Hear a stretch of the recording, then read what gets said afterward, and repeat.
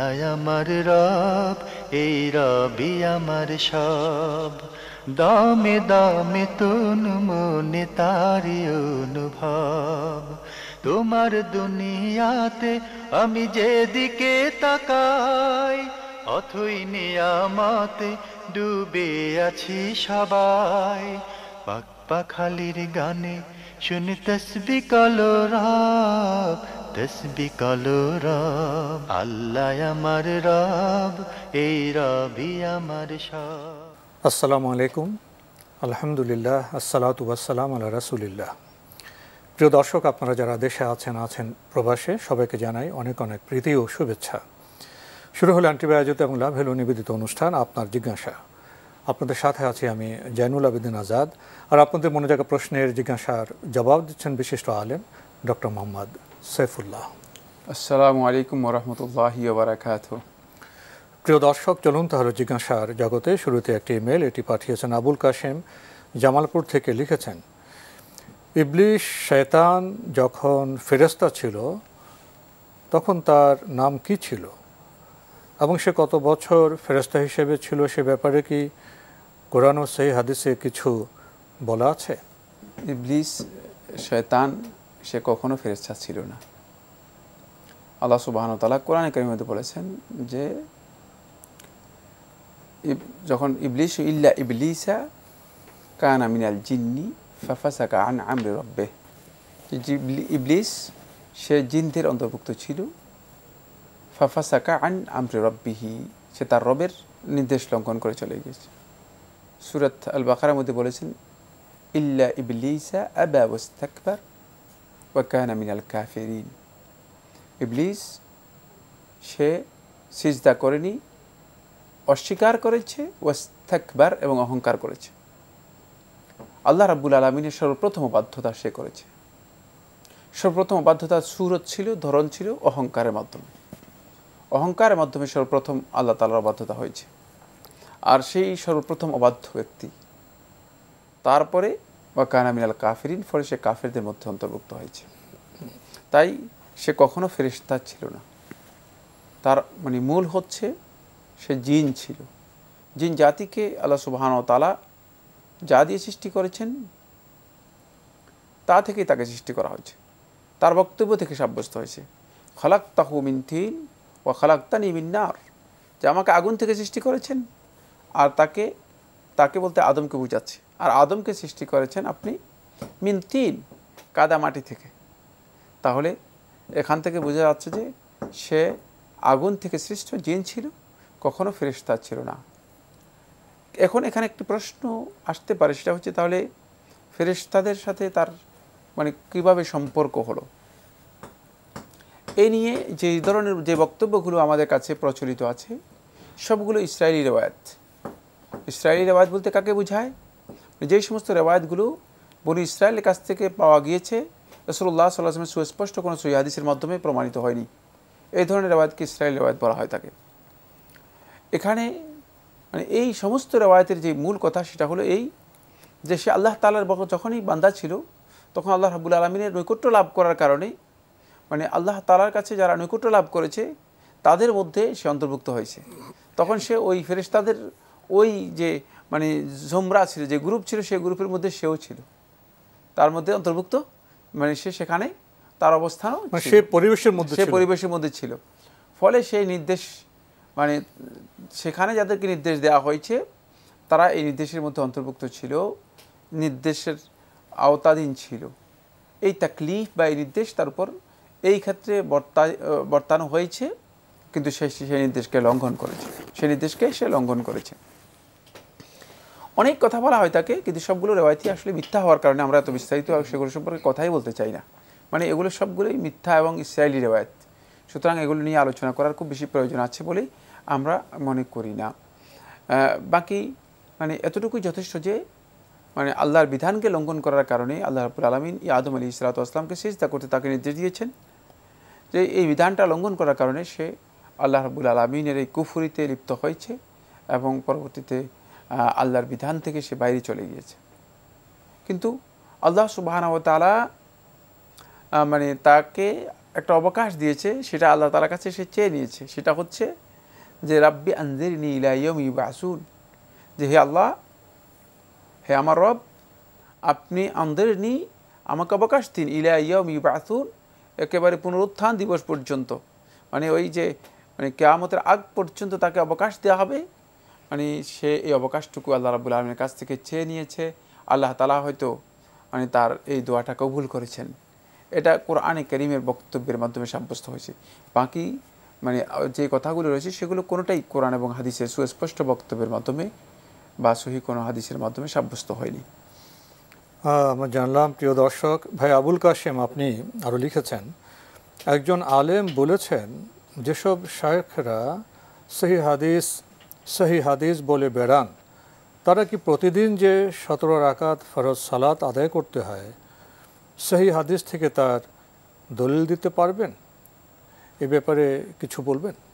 এটা এমন একটি বর্ণনা, এমন একটি বিষয় যে মুতাওয়াতির, সূর্য উদিত হওয়ার পরে যদি কেউ বলে যে সূর্য যে উদিত হয়েছে এর জন্য দলিল দেন, তো সমস্ত স্পষ্ট বিষয়, এটি একেবারে স্পষ্ট বিষয় মুতাওয়াতির বর্ণনার মাধ্যমে সাব্যস্ত হয়েছে এবং হাদিসগুলোতেই রয়েছে, হাদিসের সহিহ রিওয়ায়াতের মাধ্যমে রয়েছে। যাদের মধ্যে আসলে সহিহ হাদিস শুনলে যাদের অ্যালার্জি হয়, বুঝতে হবে যে তারা বেদাতের সমর্থক অথবা বেদাতি, হয়তো বেদাতি অথবা বেদাতের সমর্থক, বেদাতকে প্রমোট করার জন্য চেষ্টা করে থাকেন। আপনি সহিহ হাদিসের কেন বিরোধিতা করবেন? সহিহ হাদিসের বিরোধিতা করার অর্থই হচ্ছে তো আপনি মানে নিজেকে বিভ্রান্তির দিকে নিয়ে যাচ্ছেন। আর এটা সুস্পষ্ট বক্তব্য, হাদিসের নামে অনেক জালিয়াতি হয়েছে, হাদিসের নামে অনেক মিথ্যাচার হয়েছে। সুতরাং কি সমস্ত মিথ্যাচারকে আল্লাহ রাসূল সাল্লাল্লাহু আলাইহি ওয়াসাল্লাম হাদিস হিসেবে গ্রহণ করবেন? প্রশ্নই আসে না। তাহলে তো আপনি যদি সেটা হাদিস না হলেও, তাহলে তো জাহান্নামে নিজের স্থান নির্দিষ্ট করে নিলেন, জাহান্নামে আপনি স্থান আপনি তৈরি করে নিলেন। খবরদার, খবরদার। যে সমস্ত বন্ধুগণ এই ধরনের বিভ্রান্তির মধ্যে রয়েছেন, আপনি আপনার এই বক্তব্য যদি সহিহ না হয় থাকে, আপনার এই বক্তব্য যদি রাসূলুল্লাহ সাল্লাল্লাহু আলাইহি ওয়াসাল্লাম হাদিস না হয় থাকে, আর হাদিস হিসেবে যদি আপনি সেই বক্তব্যকে চালিয়ে দেন, তাহলে কিন্তু আপনি জাহান্নামী। খেয়াল করেছেন? আল্লাহ রাসূল সাল্লাল্লাহু আলাইহি ওয়াসাল্লাম হাদিস দ্বারা সাব্যস্ত হয়েছে। সুতরাং এই সতর্কতা মাথায় রেখে তারপরে বক্তব্য দিবেন, এই সতর্কতা মাথায় রেখে বক্তব্য দিবেন। যদি আপনি আল্লাহ রাসূলের নামে কোনো বক্তব্য দিতে চান, যদি না জানেন চুপ থাকবেন, না জানেন চুপ থাকবেন, কিন্তু খবরদার সহিহ হাদিস এগুলো এটি বলা হচ্ছে এমনিতে নয়, এর কারণ আছে। এর কারণ হচ্ছে হাদিসের নামে হাজার রকমের মিথ্যা জালিয়াতি রয়ে গেছে। সুতরাং এই মিথ্যা জালিয়াতি থেকে বেরিয়ে আসতে হবে। সে কোনটি আসলেই হাদিস, কোনটি রাসূলের নামে বলা যাবে, কোনটি আল্লাহ নবী সাল্লাল্লাহু আলাইহি ওয়াসাল্লামের মানে বক্তব্যের শানে, তার মর্যাদার শানে এটি তার সাথে সম্পৃক্ত করা যেতে পারে, আর কোনটাকে আল্লাহ রাসূল সাল্লাল্লাহু আলাইহি ওয়াসাল্লামের শানে বলা যেতে পারে না। এটা অবশ্যই জানতে হবে। যিনি জানেন না তিনি আসলে জাহিল, তিনি সবচেয়ে বড় নিকৃষ্ট জাহিল, এবং তিনি আল্লাহ এবং তার রাসূলের নামে মিথ্যাচার করছেন। এটাকে আপনি সহজভাবে দেখবেন না। আল্লাহ এবং তার রাসূলের নামে মিথ্যাচার করা কত ভয়ঙ্কর অপরাধ! এটা সাধারণ যে মিথ্যা রয়েছে, এই মিথ্যার চেয়েও ভয়ঙ্কর অপরাধ। ফলে কোরআনে কারীমে আল্লাহ সুবহানাহু ওয়া তাআলা এটাকে শিরকের সাথে উল্লেখ করেছেন। এটা শিরকের পরবর্তী স্টেজ হচ্ছে আল্লাহ এবং তার রাসূলের নামে মিথ্যাচার করা। কারণ এখানে আপনি বিধানকে কী করতেছেন? নিজের মন গড়া বক্তব্যের মাধ্যমে সাব্যস্ত করে দিচ্ছেন। আপনি এমনি একটা মিথ্যা বলেন, এটা আপনার ব্যক্তিগত মিথ্যা, গুনাহের কাজ করেছেন, সেটাও কিন্তু ইসলামের মধ্যে কবিরা গুনাহ এবং হারাম, অত্যন্ত ভয়ঙ্কর হারাম। কিন্তু এর চেয়েও ভয়ঙ্কর হারাম হচ্ছে আল্লাহ এবং তার রাসূলের নামে না জেনে মিথ্যাচার করা। খবরদার। সুতরাং এখানে সতর্কতা অবলম্বন করতে হবে, এটা কোনোভাবেই জায়েজ নেই। এবং আপনি হাদিসের কিতাবগুলো যে সমস্ত বন্ধুগণ পড়েন না, তারা পড়ে দেখেন যে একেবারে সুস্পষ্ট সহিহ সনদে সাব্যস্ত হয়েছে মানে 5 ওয়াক্ত সালাতের রাকাতগুলো। আপনার কথা আমি শুনছিলাম, আমি যে একজন সাধারণ মুসলিম, কিন্তু আমাদের প্রশ্নকর্তা আলেমদের যে বক্তব্য এখানে যেভাবে পরিবেশন করলেন, আমার উপলব্ধিতে আসেন না যিনি আলেম তিনি হাদিস শাস্ত্র সম্পর্কে, রেজাল শাস্ত্র সম্পর্কে জানবেন না, এবং যারা এই কাজগুলো করেছেন তারা কত বড় কাজ করেছেন, যারা সনদ মতন নিয়ে গবেষণা করেছেন তারা কত বড় কাজ করেছেন। আমাদের সাধারণ মানুষ, আমরা সামান্য লেখাপড়া করতে গিয়ে আমাদের মাথা নত হয়ে আসে যে আমাদের পূর্ববর্তী সালফে সালেহিনরা, এই আলেমরা কি বড় বড় কাজ করেছেন। আর যারা এখন আলেম হিসেবে নিজেদের পরিচয় দিচ্ছেন তারা তাদের সম্মান করতে পারছেন না। এবং এখানে যে টুইস্ট করলেন, এটা ব্যঙ্গোক্তির মতো, যারা সহি হাদিস বলে বেড়ান তো এটাকে আপনি কিভাবে ব্যাখ্যা করবেন? না, আমি ওটাই বলেছি, আমি বলেছি যে আসলে তাদের যে বক্তব্যটুকু এটি আসলেই একেবারে আমরা তাদেরকে আলেম বলতে পারবো? তারা এভাবে সেই হাদিসকে ব্যঙ্গ করে কথা বলেন, তারা কি ধরনের? না, তারা হয়তো আলেম বলতে হয়তো পরিচিতির দিক থেকে তাদেরকে আলেম বলা হচ্ছে। আসলে তো কোনো আলেম এই ধরনের বক্তব্য দিতে পারে না। যারা এই হাদিস নিয়ে গবেষণা করেছেন, চর্চা করেছেন, তারা কত বড়, তারা কি ইতিহাসটা জানেন না? রাসূল সাল্লাল্লাহু ইন্তেকালের পরে ভণ্ড নবীর আবির্ভূত হয়েছে, তারপর তখন হাদিসের নামে বিভ্রান্তি সৃষ্টি করার জন্য প্রবাদ প্রবচনকে হাদিস হিসেবে তারা নির্ণয় করেছেন। যারা এত বড় কাজ করেছেন, যারা, তাদেরকে আমরা সম্মান করব। যাদের হাদিসের জ্ঞান রয়েছে তারা তো অবশ্যই এই ধরনের বক্তব্য দিতে পারেন না। যারা ইলম রাখেন তারা এই ধরনের বক্তব্য দিয়ে থাকেন যারা মূর্খ লোক, গোড়ামি যাদের মধ্যে রয়েছে, সংকীর্ণতা যাদের মধ্যে রয়েছে, লেবাসে আলেম। হ্যাঁ, এবং ওই ভাই লেবাসের আলেমদেরকে বুঝিয়েছেন। এই জন্য আমি আর সেদিকে যেতে চাইনি যে আসলে কোনো আলেমদেরকে আমরা ছোট করে দেখি। আমরা আসলে আলেমদেরকে ছোট করে দেখি না। তবে এই ধরনের বক্তব্য যারা দিয়ে থাকেন তারা কোন পর্যায়ের আলেম এটা এমনি স্বাভাবিকভাবে বোঝা যায়। আমরা তো আলেমদের সম্মান করব, আলেমরা তো আমাদের আলো দিয়ে থাকেন। তো আমরা আসুন আমরা প্রকৃত আলেমদের অনুসরণ করি, তাদের বক্তব্যের প্রতি আমরা সম্মান প্রদর্শন করি। প্রিয় দর্শক, আপনি আরও লিখেছেন, কোনো বোন ভাইয়ের কাছে যে সম্পদ ওয়ারিশ হিসেবে পায়, বোন যদি সেটা না নিয়ে ভাইকে মাফ করে দেন, সেটা কি মাফ হবে? আর বোনের সন্তানরা যদি মাফ না করে? বোন ভাইয়ের কাছে সম্পদ পায়, এখন যদি বোনের মৃত্যু হয়ে যায়, বোন যদি মাফ করে দেয়, ভাইকে মাফ করে দেয়, কিন্তু বোনের সন্তানরা যদি মাফ না করে থাকে, এই ধরনের এই মাসালাটা জিজ্ঞাসা করেছেন। হ্যাঁ, এই ক্ষেত্রে যেহেতু হক এর বিষয়টি এখন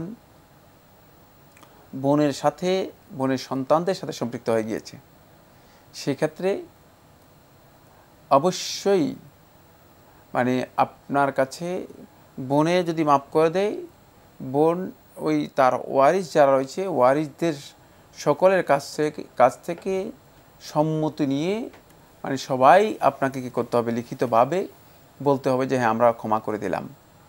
শুধুমাত্র এককভাবে যদি বোন আপনাকে মাফ করে দেয়, এই মাপটুকু যথার্থ হবে না।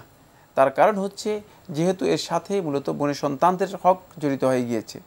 এখন আপনি বোনকে যদি কোনো না কোনোভাবে বুঝিয়ে বোনের কাছ থেকে মাপ নিয়ে নেন, অথচ তাদের সন্তানদের কোনো ধরনের কনসেন্ট না নেন, কোনো ধরনের অভিমত না নেন, তাহলে যেটা হবে সেটা হচ্ছে এটা প্রতারণামূলক হবে, কাজটি প্রতারণামূলক হবে। আর প্রতারণামূলক কাজ এখানে জায়েজ নেই।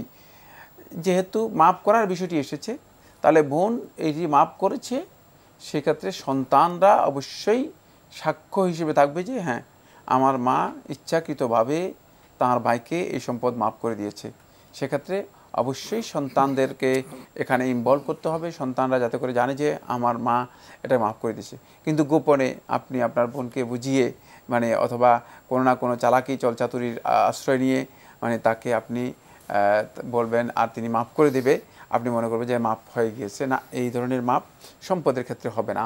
যেহেতু সম্পদের হুকুক যখন সাব্যস্ত হয়ে থাকে, হুকুকের মোতাল্লাকাত এর সাথে সম্পৃক্ত কোনো ব্যক্তি যদি থেকে যায়, তিনিও এখন এখানে জড়িত হয়ে যাবেন। যেহেতু সন্তানরা এখানে জড়িত হয়ে গিয়েছে অলরেডি, সন্তানরা বুঝতে পেরেছে যে আমার মায়ের এই সম্পদ রয়েছে। এখন সন্তানদের এই সম্পদের প্রতি সন্তানদের একটা কী রয়েছে, একটা ইচ্ছা রয়ে গিয়েছে।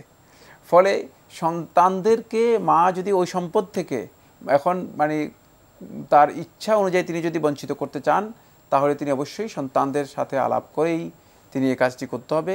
ক্ষমা করার বিষয়টি, যেহেতু তারা ওয়ারিশ, তাদের সাথে আলাপ করে অভিমত নিয়েই তারপরে এটা ক্ষমা করে দিতে হবে, কারণ আপনাকে হেবা করে দিচ্ছেন।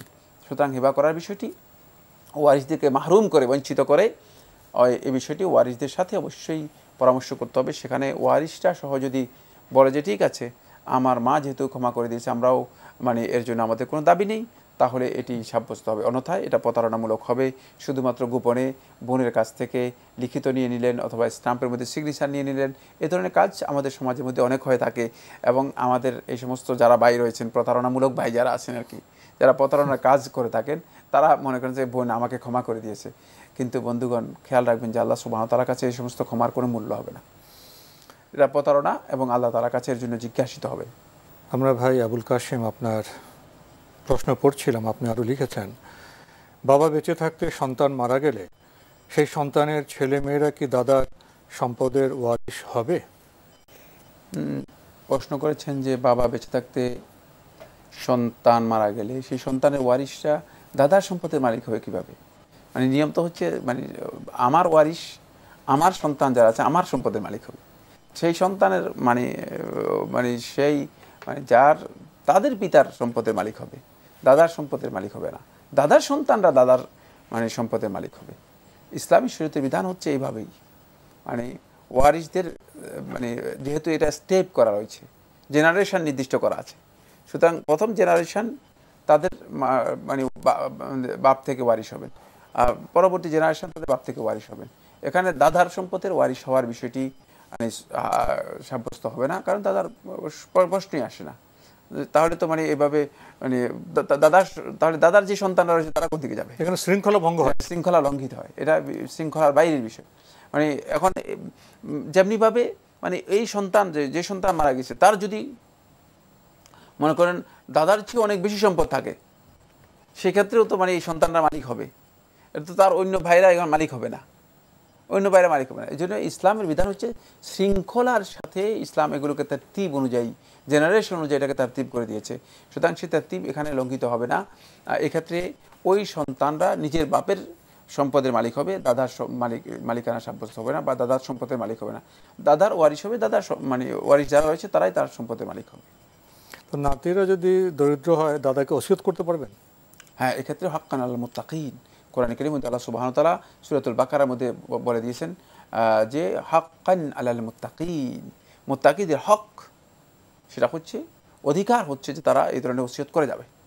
যদি মানে এমন হয় যে তারা হকদার, তারা অভাবী, সমস্যাগ্রস্ত, তারা মানে তাদের কোনো সম্পদই নেই, বাবা কিছুই রেখে যায় নাই, তাহলে এক্ষেত্রে তাদের ওসিয়ত করে যাবে, এবং ওসিয়ত করে যাওয়াটা হক হিসেবে সাব্যস্ত হয়েছে।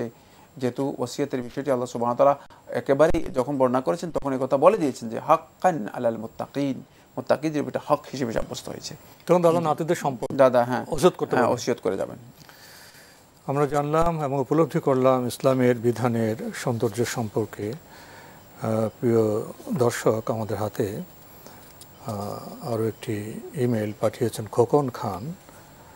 লিখেছেন, পবিত্র কোরআন শরীফে সূরা তাওবা এর শুরুতে বিসমিল্লাহির রহিম লেখা নাই, এটা কেন? প্রশ্ন নয়, মানে কৌতূহল আর কি। সূরা তাওবার মধ্যে বিসমিল্লাহির রহমানির রহিম লেখা নেই, নয় লেখা হয় নাই। যেহেতু বিসমিল্লাহির রহমানির রহিম সূরা তাওবার শুরুতে অবতীর্ণ হয় নাই, প্রশ্নই আসে না এটা রাসূলুল্লাহ সাল্লাল্লাহু আলাইহি লিখবেন। এখান থেকেই তো প্রমাণিত হচ্ছে যে কোরআনে কারীম যে মানে আল্লাহর পক্ষ থেকে অবতীর্ণ কিতাব, এবং এর মধ্যে কারো কোনো সাধ্য নেই যে কি করতে পারে, সংযোজন করতে পারে। বিসমিল্লাহির রহমানির রহিম সূরা তাওবার মধ্যে মানে সেদিন যেই আল্লাহ রাসূল সাল্লাল্লাহু আলাইহি ওয়াসাল্লাম লিখতে বলেন নাই, আজকের দিন পর্যন্ত আর কারো লেখার ক্ষমতা নেই, সাধ্য নেই। এটা রাসূলুল্লাহ সাল্লাল্লাহু আলাইহি ওয়াসাল্লাম লিখেননি। সূরাতুত তাওবার শুরুতে বিসমিল্লাহির রহমানির রহিম অবতীর্ণ হয়নি এবং লেখাও হয়নি, যেহেতু সূরা তাওবাকে আল্লাহ সুবহানাহু ওয়া তাআলা এই আয়াতের মাধ্যমে শুরু করেছেন। এখানে অনেকগুলো কারণ মুহাদ্দিসিনগণ, আহলুল ইলমগণ উল্লেখ করেছেন, উলামায়ে কেরামগণ উল্লেখ করেছেন, সেগুলো সবই ইজতিহাদি বিষয়, সবই ইজতিহাদি বিষয়। বাকি রাসূলুল্লাহ সাল্লাল্লাহু আলাইহি ওয়াসাল্লাম যেহেতু লিখতে বলেননি, লেখা হয়নি মুসহাফের মধ্যে, কারো সাধ্য নেই যে কোরআন কারীমের মুসহাফের মধ্যে একটি শব্দ, একটি অক্ষর অথবা একটি নোক্তা বৃদ্ধি করতে পারে, সেজন্য এটা সংযোজনের ক্ষমতা কারণে, এটা তো তার প্রমাণ, এটাই কোরআনের প্রমাণ। আমি জানলাম। প্রিয় দর্শক, আপনি আরও লিখেছেন, পাবনাতে আমার বাড়ির পাশে আহলে হাদিস মসজিদ, সেখানে বেলা 4টার সময় আসরের আজান দেওয়া হয়, ওয়াক্ত ঠিক আছে কি? এতে ওয়াক্ত ঠিক আছে অবশ্যই, কারণ 4টার সময় তো আসরের ওয়াক্ত হয়ে যায়।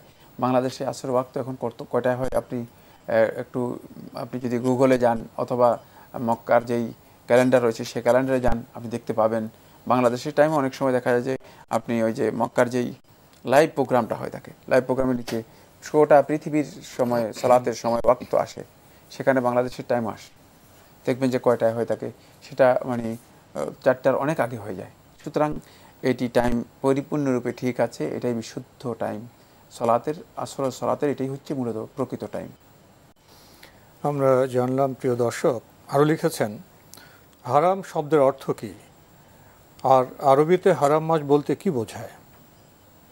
হারাম শব্দের দুটি অর্থ রয়েছে, একটা হচ্ছে পবিত্র, একটা নিষিদ্ধ। সুতরাং হারাম মাস, এটাকে পবিত্র মাস বোঝানো হয়েছে। কেউ কেউ বলেছে নিষিদ্ধ এই অর্থে যে এখানে হত্যা, যুদ্ধ, বিগ্রহ, হানাহানি, তারপরে কাটাকাটি, মারামারি এবং কোন্দল সবটাই নিষিদ্ধ। এই মাসগুলোতে তারা মানে এগুলোকে পরিপূর্ণরূপে নিষিদ্ধ মনে করতো, এই জন্য এটাকে হারাম বলা হয় থাকে। আসলে নিষিদ্ধ এবং পবিত্র দুইটা কাছাকাছি অর্থই। নিষিদ্ধতার মাধ্যমেই তো পবিত্রতা অর্জিত হয়, এই জন্য দুইটা একই অর্থ, মানে কাছাকাছি অর্থ। কোন যে জিনিসগুলোকে নিষেধ করে দেওয়া হয়েছে ওই জিনিসটার পবিত্রতা এবং শ্রেষ্ঠত্ব বোঝানোর জন্যই। সুতরাং এটি পবিত্র এবং নিষিদ্ধ দুই অর্থেই ব্যবহৃত হয়ে থাকে। প্রিয় দর্শক, আপনি সব শেষে লিখেছেন, হঠাৎ করে কোরআন শরীফ হাত থেকে পড়ে গেলে কি কোনো কাফফারা দিতে হবে? না, যদি অনিচ্ছাকৃতভাবে কোরআন কারীম হাত থেকে পড়ে যায় এর জন্য কোনো ধরনের কাফফারা নেই। কিন্তু আপনি ইচ্ছাকৃতভাবে যদি কোরআন কারীমকে ফেলে দেন তাহলে আপনার এই কাজটি গুনার কাজ হবে এবং কোরআন অবমাননার যে গুনাহ রয়েছে সে গুনাহ হবে ইচ্ছাকৃতভাবে করলে।